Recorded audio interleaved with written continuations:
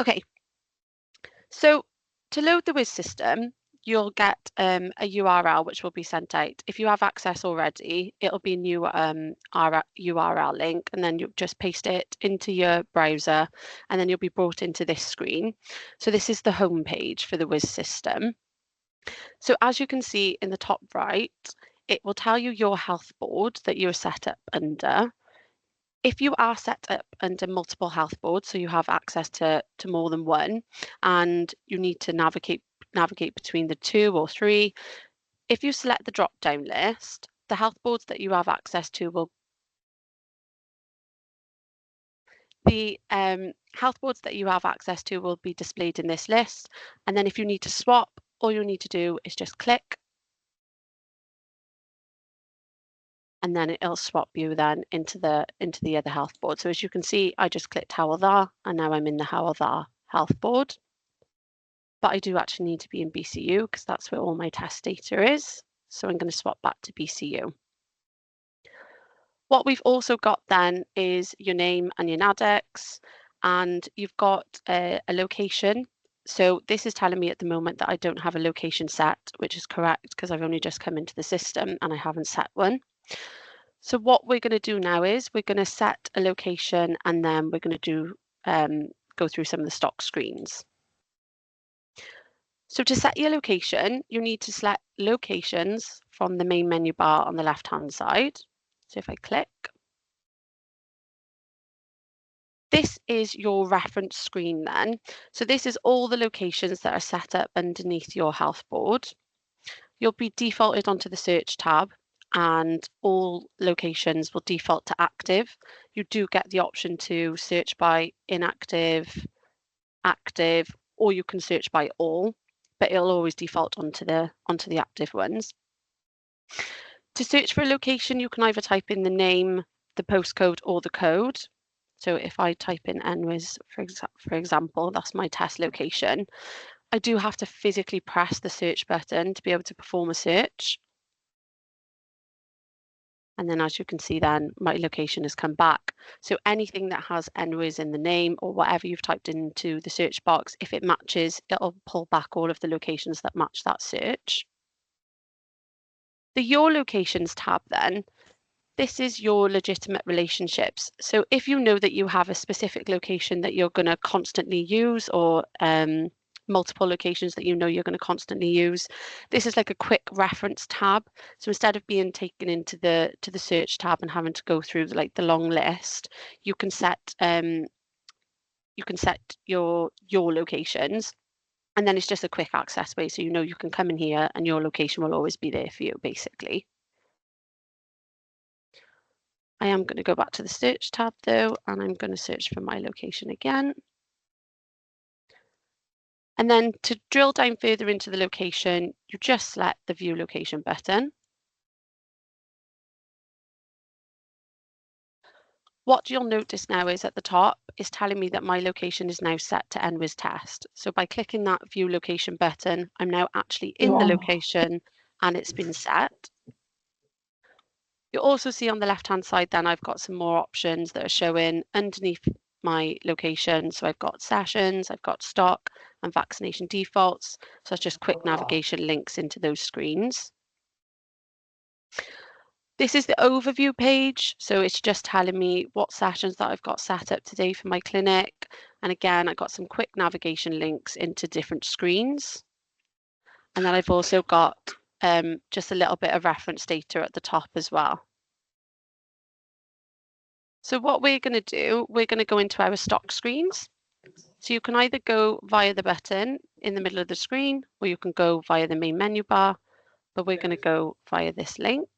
So if you click stock, so this is all your individual stock screens then. These are the current stock screens that are in our current WIS app, and they're coming over to the new WIS as well. Where we're going to go first, we're going to go into monitoring. And we are going to set our refrigerator.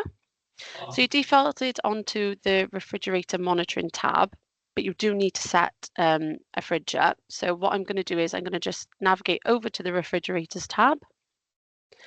And then I'm on this screen now. So if there were refrigerators already inserted in here, they would be in a list. But as you can see, there's not any on here. So I'm going to go in and set one up. So to do that, I just select the insert button. Any mandatory fields in WIS will be marked with a red asterisk. So that means you have to complete them to be able to do a save. So as you can see, this has got a red asterisk. So it's telling me I do need to complete this field before I can save. So I'm just going to give it a nice unique name and press save. And then we've got a little save pop up then, and that's just confirming to me that my fridge has been saved. Press OK. So now we've got it in the list. It's telling me the name, it's telling me who created it and the created date. Fridges can't be deleted or edited once they have been inserted. If you do need this to be done, it will have to be a support call to our service desk, and it'll be something we'll need to action our end. So there's nothing on the UI for you to be able to go in and do that. So just something for you to keep note of. Okay, so I've set my fridge. I'm going to go into refrigerator monitoring now in the next tab. And I'm going to insert a monitoring record. Again, these screens are very similar, as in if there was any previous information inserted on here, they would be in a list below. And you can see at the bottom, it does say that any data recorded more than 3 months ago will not display. So again, if there is something you want to see prior to, more than 3 months ago, you will need to raise a support call to our service desk so we can get that information for you. So I'm going to go in and insert a monitoring record. So press the insert button. Again, mandatory fields, red asterisks, they have to be completed. So I'm going to select my fridge. And then I'm just going to enter my information. So we have got a bit of a message here, just an information message, just telling that the vaccine storage is 2 to 8. So what that means is if I enter anything below, so I've put 1, it's thrown me an error at the bottom and it's just telling me that it's not within the range. So I won't be able to save it. I will need to change it. So I'm going to go in and just change that so it is right. And then I can put any notes that I need to in here. And then I can save. Again, similar, you get your little saved pop-up and it's just letting you know it's been saved. Okay, and then you can see that on the screen then. So to edit this, and you can edit these records only up to 24 hours after they have been inserted. So anything after 24 hours, again, it will have to be a service point call into our team, and then we'll have to go in and make any changes for you. But up to 24 hours, you can edit it yourself. So what you can do is, if you just click on the record, and as you can see now, it's highlighted in like a blue box, and the edit button has become enabled. So if I just click edit, I can go in then and make any changes that I need to. So I'm just going to change that maximum temperature. Updated. I appreciate you probably won't be putting this information in there, but this is just for testing.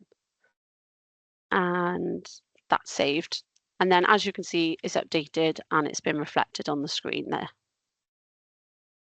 So we've inserted a fridge and we've done our temperature monitoring records. What I'm going to go in now and do is record a delivery. So you can navigate via these quick buttons at the top. You can also go back to the main stock screen and find your way back in, but there's no point, they're at the top for you. So I'm just going to click delivery. And like I said, all these screens are very, very similar with the insert, and any previous information will be shown. So I'm going to click the insert button. So for delivery then, you get the option to record it for COVID, flu or RSV. And if you want to change that, you just click on the different radio buttons. And what that will do is change your products, your vaccine product that you can select. So for example, if I click back to COVID, obviously I've got all the COVID products in there. So I'm going to record one for a COVID. I'm just going to select random. I am getting an error popping up telling me that I do need to enter a batch number and I do need to fill in the mandatory fields. It's just reactive. It's reactive error messaging is what's happening. So I will go in and fill this information in.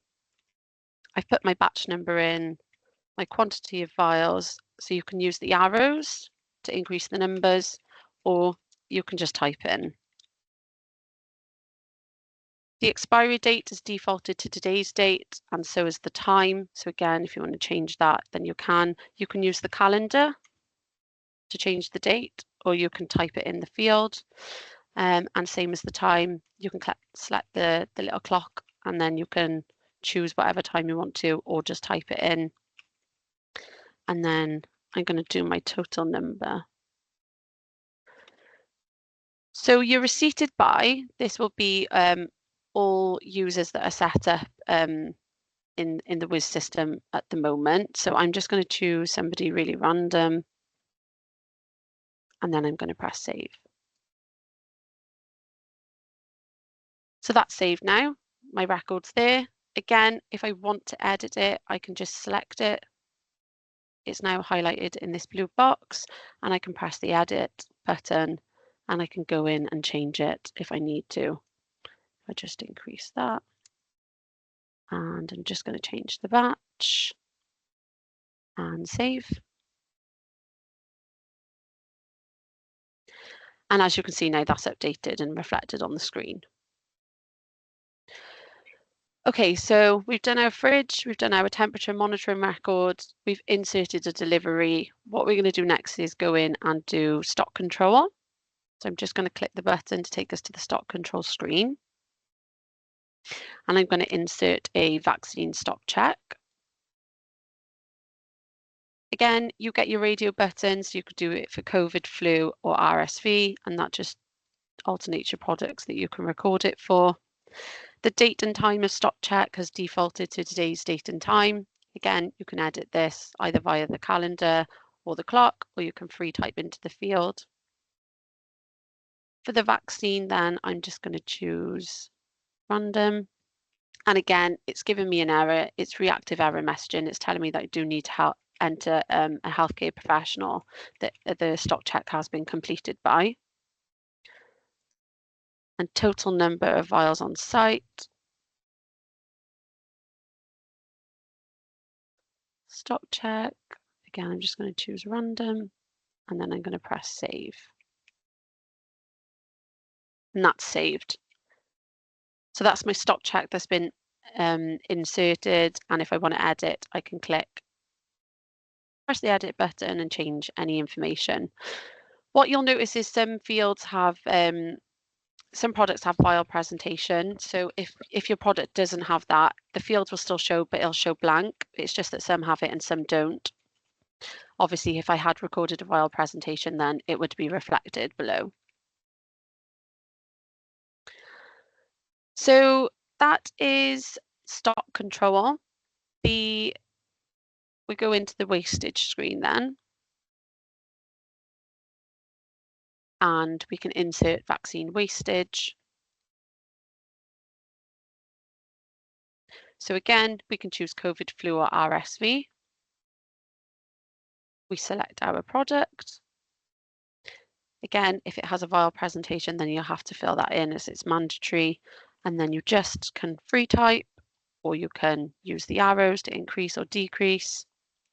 So now, because I've put that doses have been wasted, I do need to record a reason, and I do have to record some notes.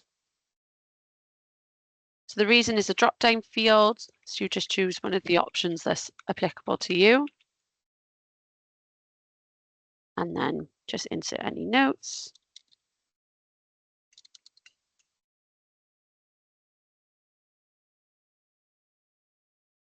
And then save.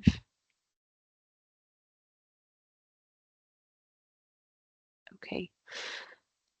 Again, you can click and edit, and this is only up to 24 hours after you have inserted it. Anything after 24 hours will have to be a service point call to us, and we'll have to edit it our end for you. So that's our wastage. I think the last screen for us to cover for stock is transfers.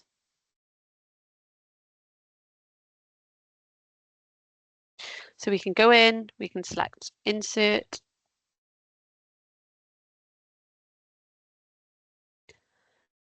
Again, we have our COVID, flu and RSV radio buttons. I'm just going to select a product for COVID because I've stuck with COVID from the beginning. Again, we've got that reactive error messaging. It's just telling us that we do need to complete those mandatory fields before we can move on. We've got date and time of transfer, so that's defaulted to today's date and time. And then you just go in and fill in all the relevant fields. So transferred to, so you would select the location. Just using random data here. Your number of vials. The responsible person transferring. Again, you'll have a list of users in here that you can choose from. You can also type in here to narrow it down if you know somebody's name. So for example, I've started typing John and it's narrowed the list down, it's jumped me straight down there. So the responsible person receiving is a free text field. So it's not a list of users, it's just a free text field. So you can put anything.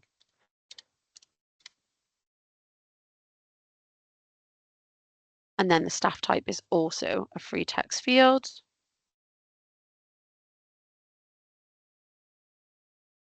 What am I thinking? And then so is the reference number. So I've completed all my mandatory fields and now I can save.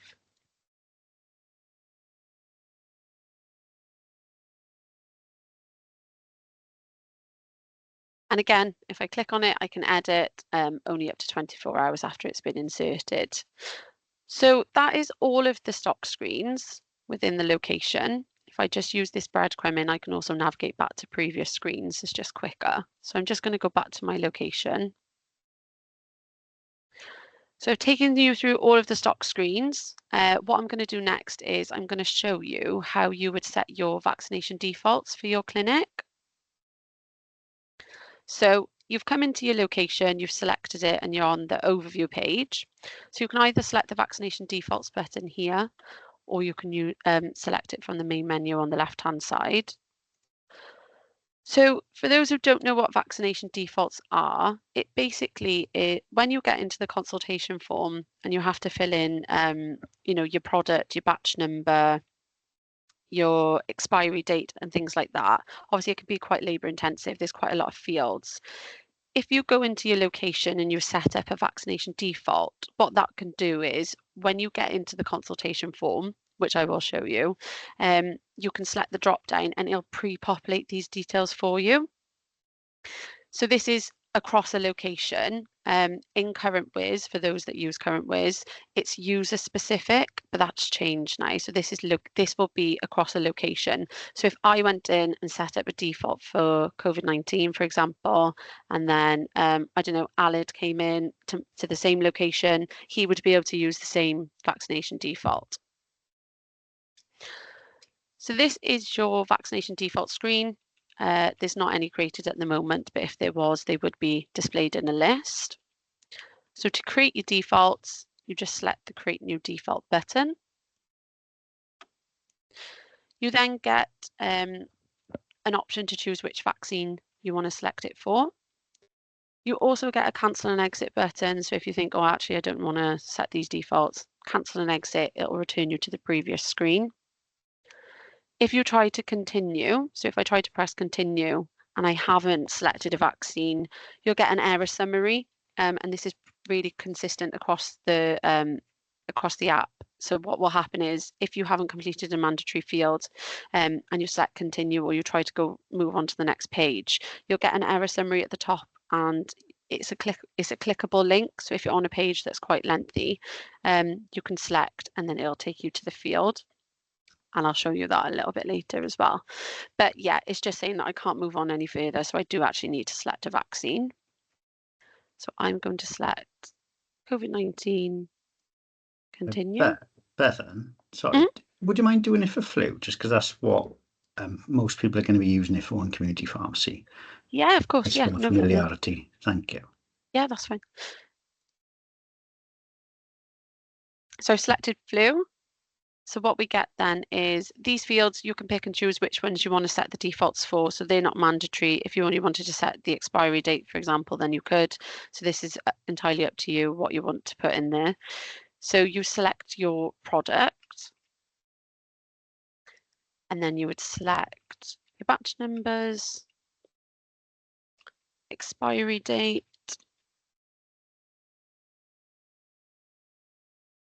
route of administration.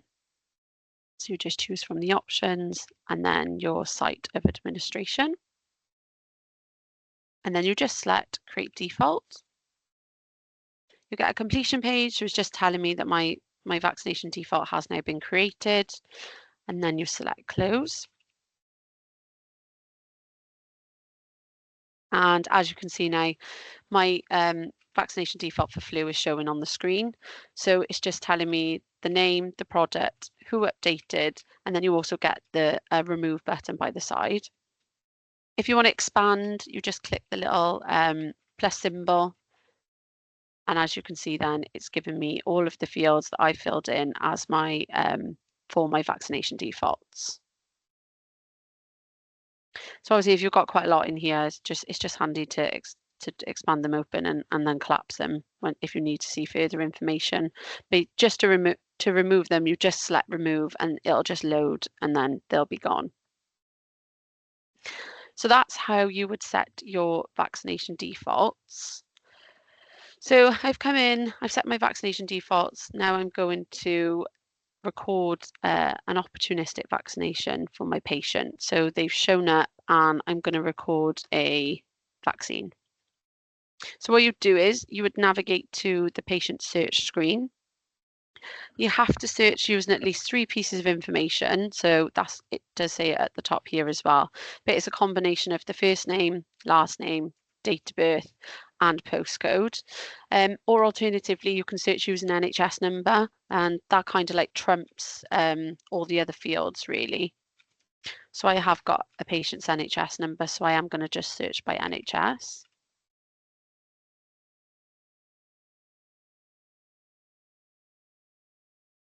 So my patient's been found, and to get into the patient record then, I just select the patient record button here.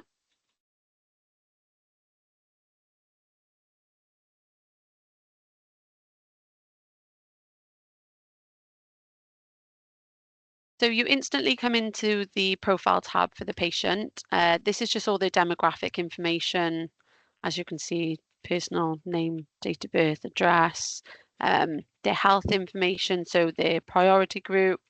Then you'll be able to see their vaccination location GP. We've got some contact information and occupation then at the bottom. Any fields that have an edit button by the side of them can be changed. So for example, if I just click edit, I can change, save changes.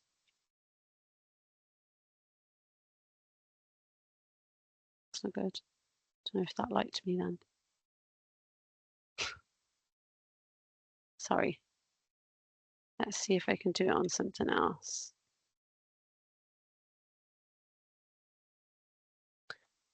Aha. Valid telephone number must be present if the preferred contact method is telephone. Well, okay, there we go then. We can see some validation. We can see some validation in use. So because I am changing some information on the contact, it needs to match. So because I've put telephone as my contact method, but I haven't actually put in a telephone number, it's shouting at me and telling me I need to do some updating. But as a gist, you get the edit button next to fields that you can edit. So if you need to update any information, then you can. I'm going to take you into the how to do a walk-in then for a patient. So vaccinations tab. We want to go straight into our appointments tab. So to start a consultation, you just select the start walk-in button. And this is the consultation form now. So you are in the consultation flow. Patients who are recommended for vaccines will display at the top, and if they haven't been recommended, they'll just display underneath, but you can still add them regardless. if that's what you want to do. So for the purpose of this demo, I will just show giving a COVID and a flu. So you just expand the cards, select yes, because I want to give it, and I have to say who has given consent. So I'm going to say patient, and I am going to give my flu. I'm going to select patient. It's asking me, do I want to add another vaccine, which is RSV, but I don't, so I'm just going to leave that. And then at the bottom here now is just letting me know the vaccines that I have chosen for today's consultation. If I click cancel and exit, none of my changes will be saved, and that's the same throughout the whole flow of a consultation form. If you click it at any point, none of your changes will be saved, and you'll just be taken back into patient's record. But I do want to, so I'm going to continue. This is your pre-vaccination checks. So you just answer the questions. All questions are mandatory, so you do have to answer. So you just toggle whatever the patient has answered. And you also get the ability to go back a step. So again, this is consistent throughout the consultation form flow. If you click back a step on any page you're on, it'll just take you to the previous page, and you can just make any changes that you need to. It will hold the information that you've input so far as well. So I'm just going to continue. And now it's asking me, has the vaccine been given? So for COVID, I'm going to say no. It's actually not been given. It's asking me for a reason. So I need to select a reason from the drop down. And it's asking me, has consent been withdrawn? I'm just going to put no. And then any notes.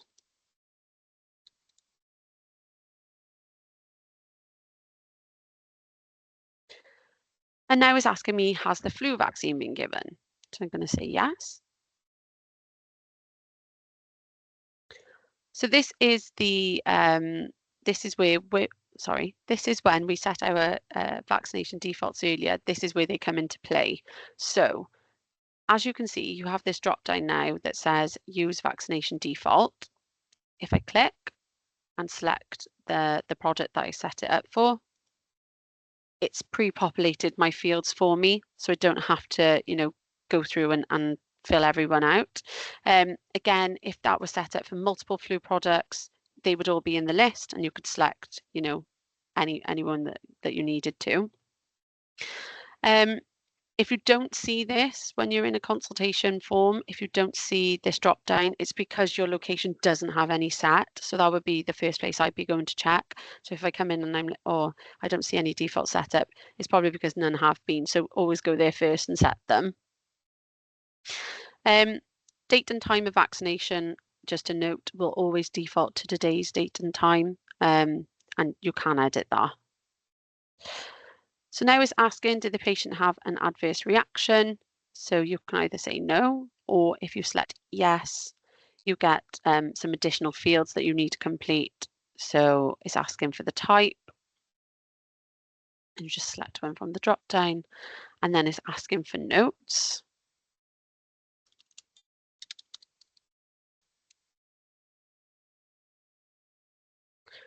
And continue. Okay, so this is our summary page now then. So it's asking me, am I ready to submit this consultation? It's split the summary into the different pages, and it's also given me the ability to go back and edit any details if I need to. So for example, if I go onto this section for flu and I click change, and I don't know, I need to change the type of the reaction. I need to update my notes. Continue. And then as you can see in the summary, then it's updated. So that's the same for any screen that you've gone into so far. If you press change, it'll navigate you back and you can update the information. You can also suspend a patient's appointments from here. So if I select yes, then it's asking me to input a suspense date. So if I just put in an example, again, I can either type it in, or you can use the calendar to select any dates.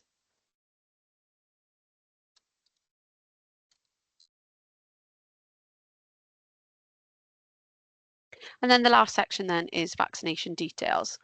So name of vaccinator, this will be a list of the users in the system. So you just select whoever the name of the vaccinator is.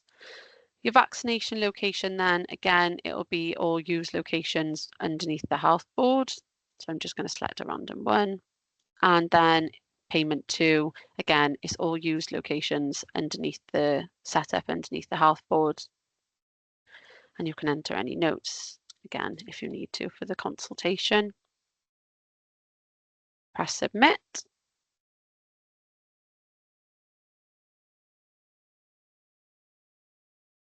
And I get a confirmation page now saying that the consultation has been complete and the patient's vaccination record has been updated. So if I just select close,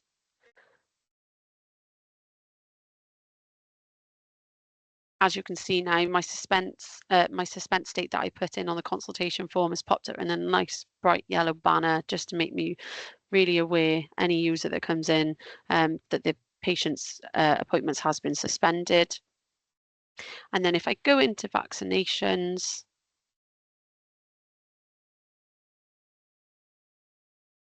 and in the vaccine history, then you'll be able to see that on the 6th of August, we gave a flu, the location and the health board that it was given at.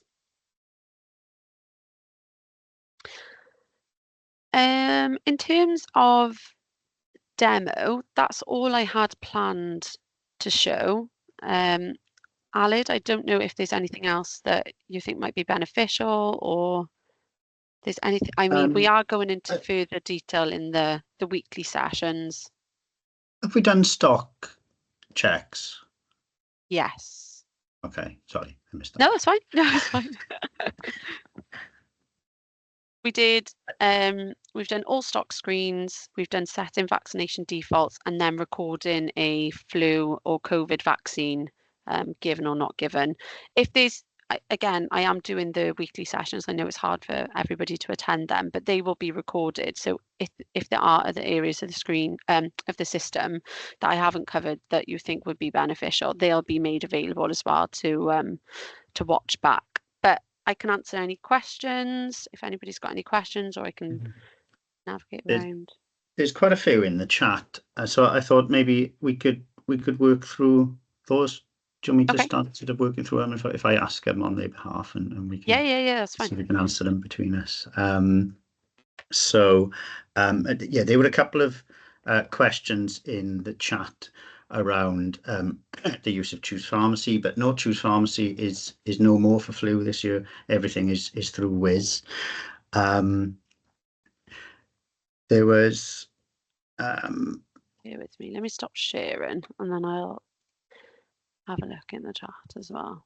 There was a question about off-site locations from Gavin. So if we do off-site locations like care homes, will we have to choose these as a location, or will it be the pharmacy location that you're using to deliver the service?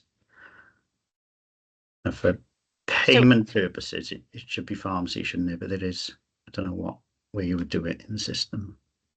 So is that like giving a vaccine at a care home? Yes. Yeah. Yeah. So you would record it as the care home location. Sorry, I'm trying to navigate back up to the it question, keeps pinging and then down it to the just bottom, keeps doesn't pinging it? down. Yeah. So, sorry, won't the patient's name be under, or when you search the patient's name, it'll be under the care home? So it won't be linked to the pharmacy that's providing the service. If you just do it via the care home for payment purposes, it would need to be the pharmacy location and the patient. When you search for that patient, their address would be that care home. Care home. That's the way I was. Then there is a payment option there. Maybe we need to take that away and get some guidance out on it, Beth, don't we? Because we need to make sure the payment is going to the pharmacy appropriately. Beth, Yeah. can I just let you know how we normally do it within the health board when we do a care home? Please do. That'd be great. So Thank you. when we deliver vaccinations under a care home location, because it needs to be an accurate medical record, the location of the vaccine goes under care home, but the payment goes under the pharmacy. Brilliant. So that's your vaccination location is set as the care home, and then the payment to location is set as the pharmacy. That's correct, yes. Brilliant. Thank you, Joanne. Is that helpful? Yeah, maybe we need to screenshot that process and get some guidance out specifically on that, but we'll sort that out later. Okay. How do we save our regular locations rather than search each time? So that those common locations, how do you populate that list? That's something that we would have to do at our end. So we'd have to add them to your role. So if that is something that people want, Alid, that would be good for you. I don't know who I'm saying you. I'm putting it all on you. But if we could collate that, because it is something we would have to add our end. Especially if you want it there in the first instance when the app goes out. So eventually when we'll have this a user screen, and you'll be able to go in yourself, and you'll be able to add your locations and remove your locations, or your manager will be able to do it, but that's not there at the moment. It will be coming in, but not for the moment, so we'll have to do it at our end. Maybe we could do that as part of the AWPD sign-up process. We'll pick that up offline as well. Yeah. Okay. A couple of questions about fridge temperatures, which I'll pick up. So fridge temperatures as part of the PCCSI agreement this year need to be recorded twice a day, so at the start and end of each working day. There was a question over whether that's for the whole duration of the flu season. There doesn't seem to be any point in recording if there's no stock. We'll get some clarity from maybe VPW on that. And there was also a question about, can staff access this to record if regular pharmacist isn't in? Yeah, I can save this and upload it onto our SharePoint, which can be accessed then. Oh, sorry, this was, can staff access WIS to record if regular pharmacist isn't in? But I guess the answer to that would be only if they are vaccinated themselves, wouldn't it? So that is something that I'll have to pick up offline again with the vaccination teams at health board level, because we'll need some agreement around what happens if there's no vaccinators on site on a day that the pharmacy is open. So I will pick that up. Should we take a question from Naomi? It's got her hand up in the chat. Yes. Yeah. Hi, thank you. I've just got two very basic questions. Where can we access the recording of the training you've just shown so I can show other colleagues? And what's the help email address? So this recording, I will send you a link afterwards because I'll have to upload it, but it'll be on our SharePoint. So once I send that, I'll send it in the meeting chat, and then everyone should be able to access and share the link as well. Okay. Sorry, what was the second question? Was it the what is the best email address to get hold of if I'm having problems with something? Like with the WIS system itself? Yes. Yeah. So, Alid, what usually happens? We normally log them via the health board users, and we normally instruct to go to the local service desk. Is that something that happens as well externally? Yeah, so the primary care help desk would I imagine be the first point of call. Yeah, log to primary care, and primary care can escalate onto us then if there's nothing that they can help with. And in terms of the recording after this as well, we'll put links to that on the CPW website on the flu section as well. So we'll link into the DHEW link from there as well.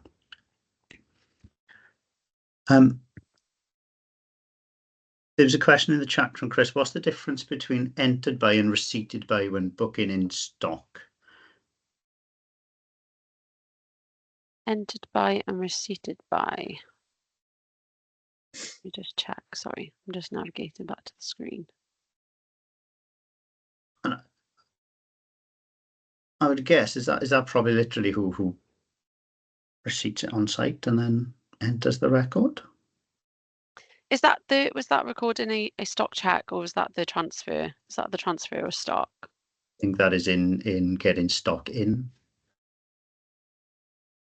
Might be transfer. Sorry. I'm frantically navigating to the screen now so I can see.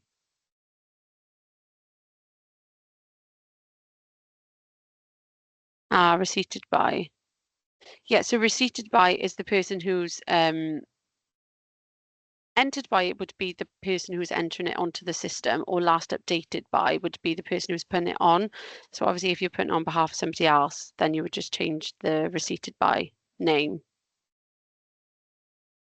I don't know if I've answered that okay.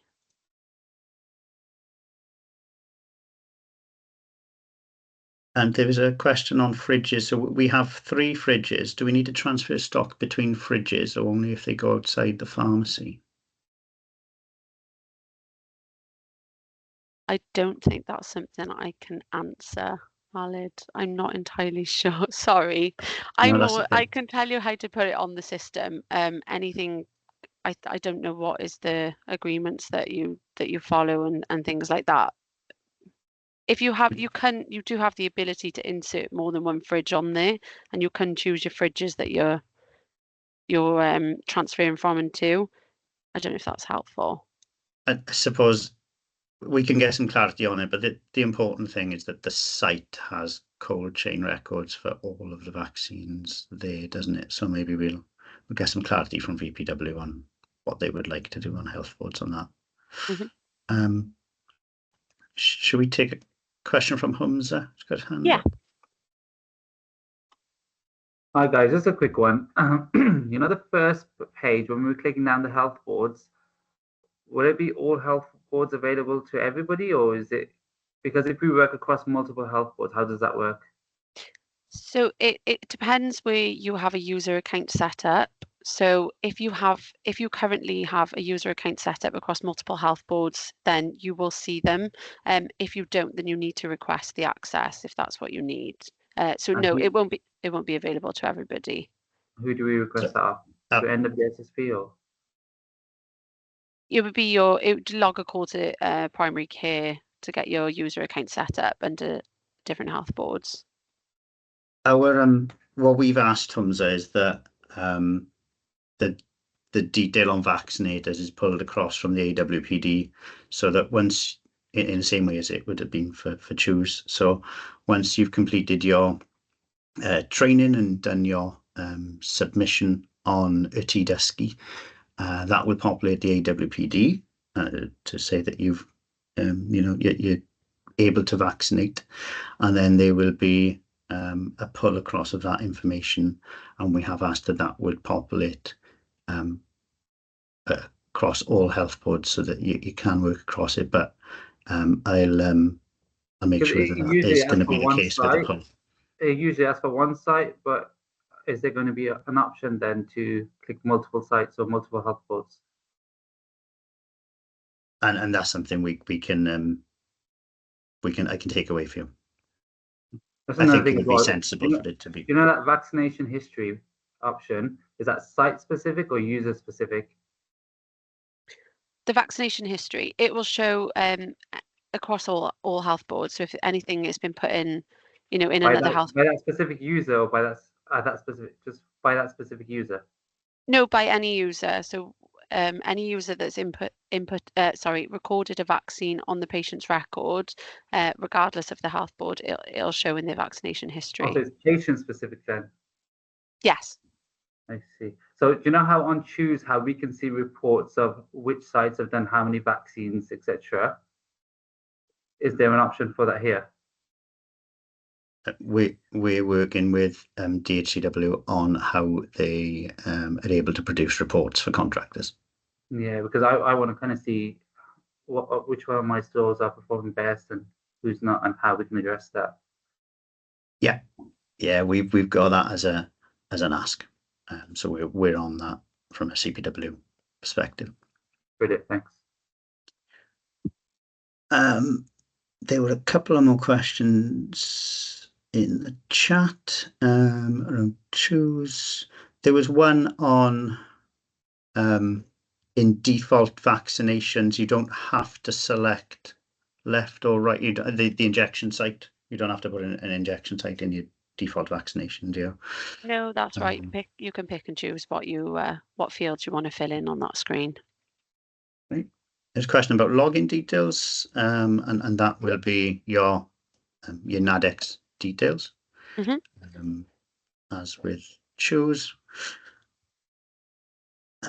Sorry, just scrolling through. Are we able to access WIS now and then become familiar with the site before we start flu season? Are there any plans to have a sort of test environment or make test patients available beforehand, Bethan, or not? It's something that I can definitely ask. I'm not aware of anything officially at the moment. I know you're aware that we have done like selective sort of UAT testing, but I don't think the environment would, be. I don't know if it could facilitate like every single user across the app using it for testing. It's definitely something I can ask about. What I will say though is, if these sessions are beneficial, there's no reason why we can't do more to get more familiar with me just walking around, or I am recording training videos as well on the on-demand, so you'll be able to access them too. But I appreciate that's not the same as you being able to go in and do it yourself. But it's definitely something I'll ask Aled. Thank you. I'll pick up one more from the chat before we go back out to hands. If we're only doing flu, do we still have to input to say if COVID is given? So I think on the screen earlier, it showed both. Yeah, no. So no, you don't have to. If you're doing just an unscheduled, like a walk-in, you can just select which vaccine you want. I was just showing an example of selecting a COVID and a flu, but you just select which vaccine that is applicable to you, really.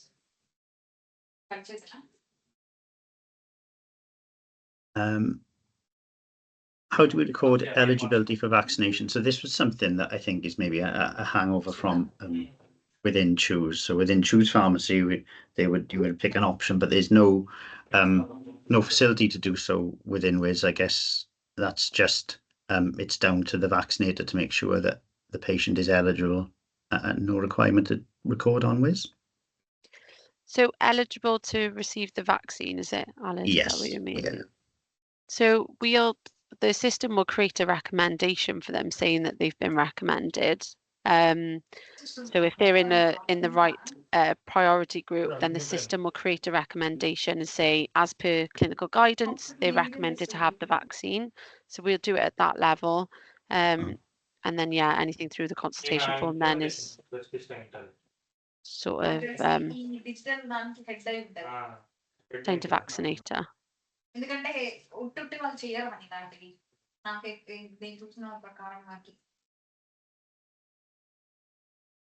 that's great, thank you. Should go to the hands. Antonia?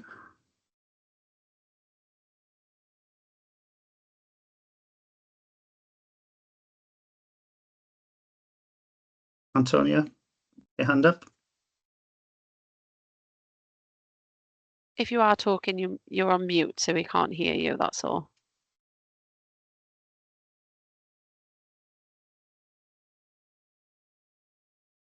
Should we go to Hamza and then come back, just in case? Yeah, just a quick one. I don't know if this has been answered or not, but if we were to go to a care home, we take our laptop, will that be easy to access WIS, or how would that work? Or... So you you would need to have internet connection to be able to get on the on VPN, so you'd have to connect that way. It'd be the same as it is at the moment. Do you use WIS at the moment? It'd be exactly the same, just a different link, that's all. Okay, that's fine. And also, it's going to be the same like on Choose the way you search a patient. Like it'll be like they're registered with a Welsh surgery or come simply. But if they don't, if they're temporary patients, can you do that or no? Temporary patients, if they're temporary in the system, they'd have a temporary NHS number. Leave that with me because that's a really good question. Maybe there's some guidance we can do on if you're trying to search for a patient, you can't find them, then what happens? Yeah. And just going back to that point on exemption. So am I correct in believing that if there's no recommendation on the system and we click the patient, we don't need to log an exemption? An exemption, sorry. I'm not entirely sure. Eligibility rather, sorry, not an exemption, an eligibility for the flu jab. So if a patient's not recommended a vaccine. You said that when you search a patient, the system usually picks up whether they're eligible or not. Is that correct? Yes, that's right. Yeah. So if that doesn't pick something up, we can still give them a vaccine.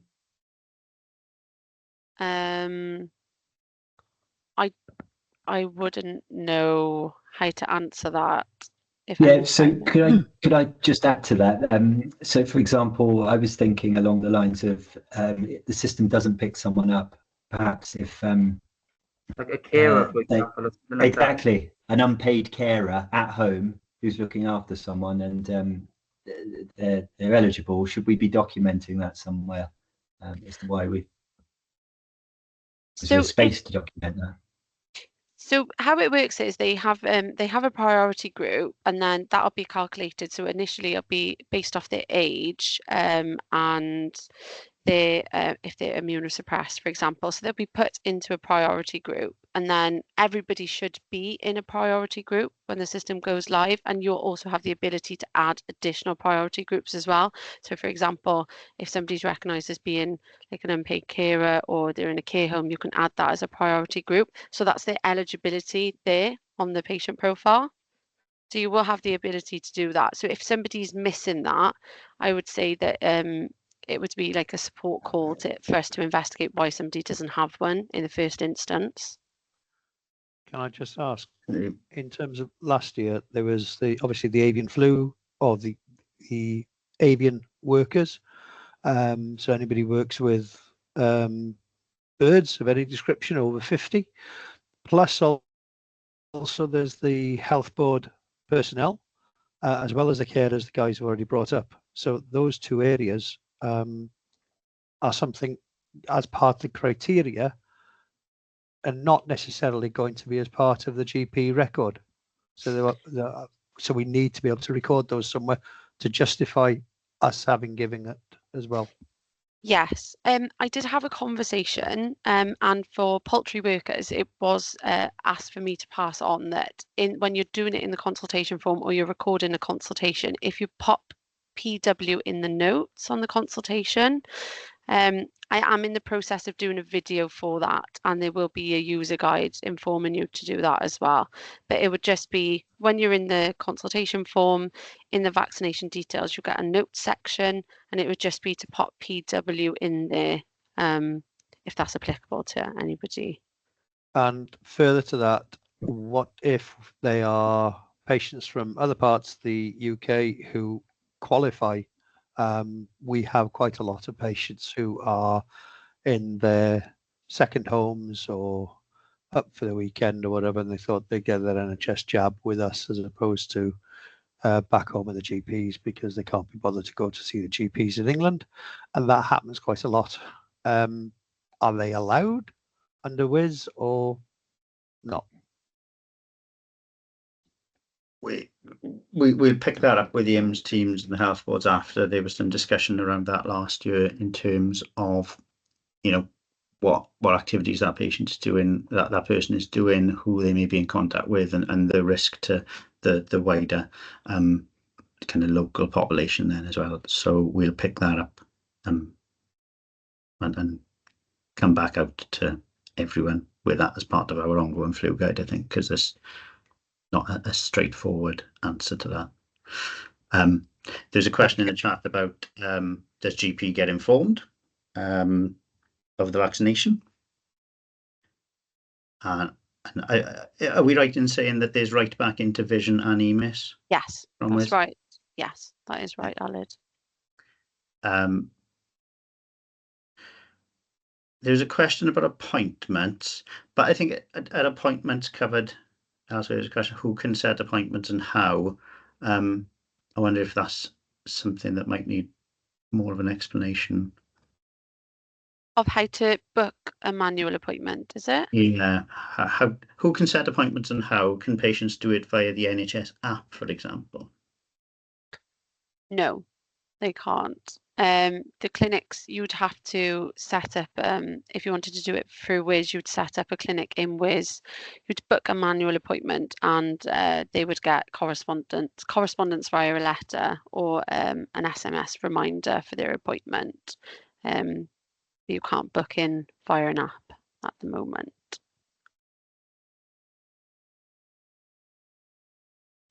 Should we go to some questions? Alistair, Yeah. Hi, early on you talked about a URL, and I don't know what that is. I'm sorry. Sorry. It's just the www dot that you type into your browser. So it's just a website address which we'll send out to be able to access the system. When are we going to get that? So it's when it goes live. So the system's not live yet. We haven't had the release. And we're looking towards the end of August for that. So communication will go out with the link. And I'm sure I saw WIS on the Choose page. I don't look for it every day or anything like that, but it's not on there anymore, or it's currently linked from the Citrix gateway, or whatever it's currently called. So yes, it's currently on there. And that's sort of where the test environment is at the moment, but I think they'll just be from a URL, Beth, and is that right? So it's accessed via Citrix at the moment. Yeah. For some, yeah.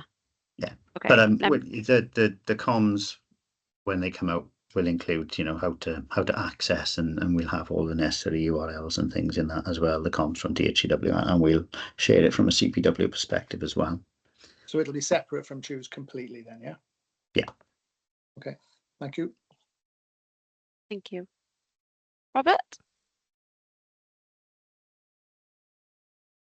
So just to get this clear, so the appointment booking system, because I used WIS with COVID, if we were to book patients in using it, would that create a letter and an SMS message to the patient to remind them? So if I started booking them in the middle of September for the end of October, would that produce letters, and the NHS are okay with that? Because that sounds amazing. If you take the option to send a letter, and your location is set up to have letters, then yes, you can. All right. I feel like you're doubting me there. Well, it's because it's quite easy to build appointment systems on there, because we used to do them for COVID, and then book and place patients in. So that makes it much easier to do that for patients. It does require, it's not complex, but it's okay once you get the hang of it. So, but that functionality is moved across, because obviously I understand it's a new WIS. It's not the old WIS. And also, is there still WIS app and WIS web? Because there used to be WIS app and WIS web. So there is just one now. Yeah, so there is at the moment, but at the end of August it'll just be this new WIS, so WIS 2.0. The answer to your question, Dave Thomas, is the NHS system the same as produced the hospital letters.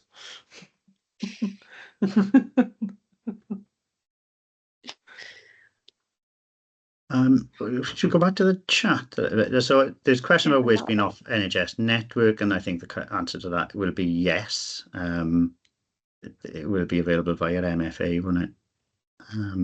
We've done that via the test environment, so it'll be fine. For off-site fridges, can we record temperatures for just that day? So could you set up a temporary, a fridge and just record it for a day? And then will you be able to kind of turn off the system asking for recordings after the date? So could you put an end date to a fridge? Oh, good question. At the moment, you can't. You would just insert your fridge and then insert your monitoring records.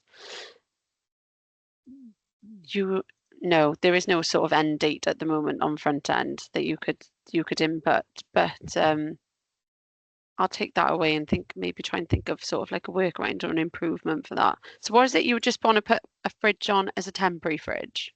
Yeah, so it might be that you're doing an off-site flu clinic for the day, and you've got a fridge that you take with you.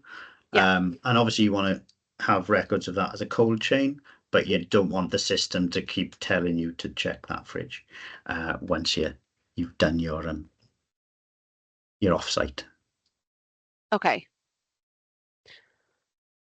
Okay, I'll look into that and I'll let you know if there's a way around that in WIS at the moment, if that's okay. That's great. Yeah, I appreciate there's a lot of questions in the chat, and some of them are probably not for me, but most of them probably are. But what I'll do is after this session, I'll go away and I'll answer where I can, and any that I can't, I'll find the answers out too for you. Just to reassure those who are popping messages in the chat and maybe wondering why we're not answering, that's all.